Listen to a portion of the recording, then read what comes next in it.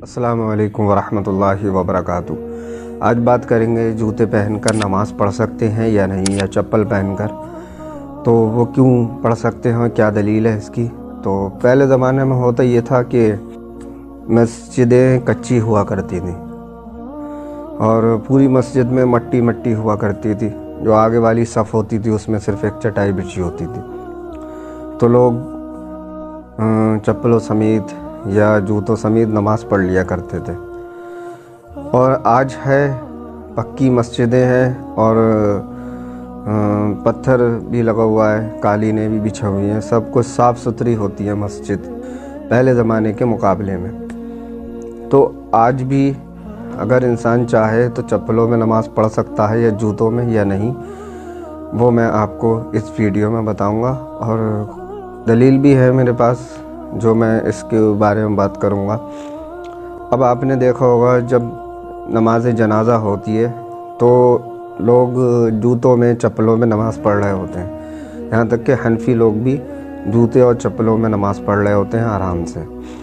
लेकिन उनका एक तरीका समझ में नहीं आता है कि वो चप्पल उतार कर, मतलब पहने हुए होते हैं, चप्पल उतार कर चप्पल के ऊपर ही खड़े हो जाते हैं। तो ये चीज़ उनकी समझ में नहीं आती है मुझे। तो कोई भी जूतों में नमाज आराम से पढ़ सकता है, इसकी भी दलील है।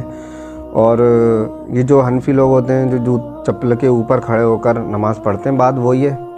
चाहे आप चप्पल के ऊपर खड़े हों चाहे पहन के खड़े हों, बात वही है, नमाज़ पढ़ना है और नमाज भी हो जाएगी पूरी तरीके से। सिर्फ नापाक चीज़ नहीं लगी हो चप्पलों में।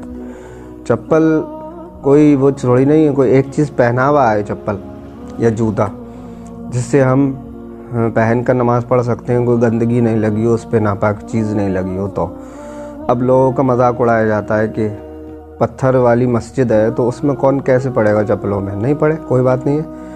तो जब ऐसी जगह पर हो, जैसे कहीं पहाड़ों पे गए हुआ है, घूमने गए हुआ है इंसान, या कोई मिलिट्री वाला है जो 5 वक्त का पक्का नमाजी है, वो जूतों में भी नमाज़ पढ़ लेते हैं, मसा कर कर अपने जूतों पर मसा कर लेते हैं और नमाज़ हो जाती है उनकी, क्योंकि पहाड़ों पे कौन सी गंदगी पड़ी होगी।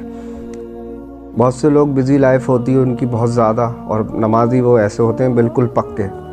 ये नमाज़ छोड़ने वालों के बहाने हैं सब, जो लोग नमाज़ें छोड़ देते हैं आसानी से।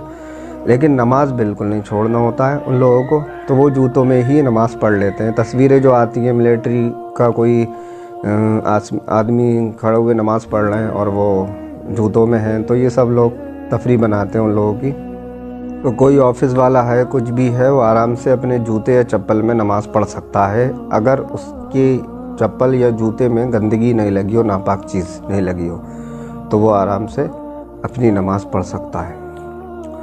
अब जो लोग नहीं पढ़ते हैं, इस चीज़ को गलत समझते हैं, वो लोग इन लोगों की मजाक उड़ाते हैं कि ये लोग जूतों में नमाज़ पढ़ लेते हैं, देखिए क्या कर रहे हैं ये लोग, उन लोगों के अंदर अकल नहीं है। अब उन लोगों से कहा जाएगा कि नबी अलैहिस्सलाम के ज़माने में भी लोग चप्पल या जूते में नमाज़ पढ़ लिया करते थे, तो वो लोग कहेंगे कि मिट्टी होती थी मस्जिद में इसलिए पढ़ लेते थे।